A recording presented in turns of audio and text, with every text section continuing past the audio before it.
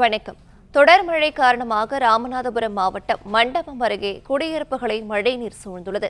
மேலும் தகவல்களை தருகிறார் நம்முடைய செய்தியாளர் பிரபுராவ். பிரபுராவ், வணக்கம். இதனை பற்றின மேலும் விவரங்களை பகிரலாம்.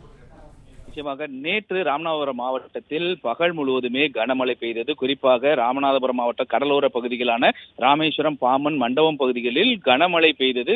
அதிலும் பாம்பன் பகுதியில் ஏற்பட்ட அந்த மேக வெடிப்பு காரணமாக மழையானது கொட்டி தீர்த்தது. அதே போல் மண்டபம் பகுதியிலும் தொடர்ந்து கனமழை பெய்தது. இதனால் மண்டபம் அடுத்திருக்கக்கூடிய இந்த கலைஞர் நகர் பகுதிகளில் மழை நீர் சூழ்ந்துள்ளது. குறிப்பாக அந்த பகுதியில் சுமார் 50க்கும் மேற்பட்ட வீடுகள் உள்ளன. அந்த வீடுகளில் சுமார் 500க்கும் மேற்பட்ட மக்கள் வசித்து வருகின்றனர்.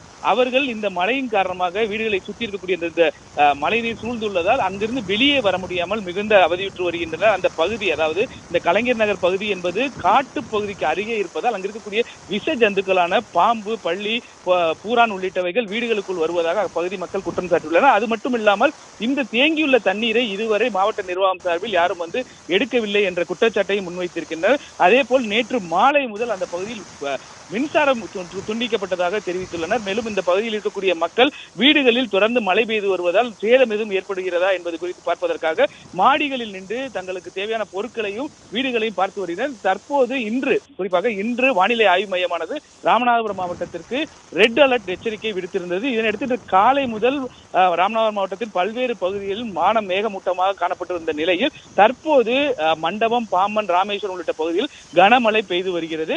இதற்காக மாவட்ட நிர்வாகம் சார்பில் இந்த மழையால் பாதிக்கப்பட்ட மக்களை மீட்பதற்காகவும் தாழ்வான பகுதியில் இருக்கக்கூடிய மக்களை வேலை எடுத்து வருவதற்கான நடவடிக்கையை மாவட்ட ஆட்சியர் சிம்ரன்ஜித் சிங் உத்தரவின் பேரில் அதிகாரிகள் ஈடுபட்டு வருகின்றனர். மேலும் பல்வேறு பகுதிகள், குறிப்பாக பாம்பன், சின்னப்பாலம், முந்தல்முனை, தோணித்தரை உள்ளிட்ட பகுதிகளிலும் வெள்ள நீர் அப்பகுதியில் இருக்கக்கூடிய மீனவ கிராமங்களில் சூழ்ந்துள்ளது. அந்த பகுதியிலும் மீட்பு பணிகளில் மாவட்ட நிர்வாகம் சார்பில் அதிகாரிகள் ஈடுபட்டு வருகின்றனர்.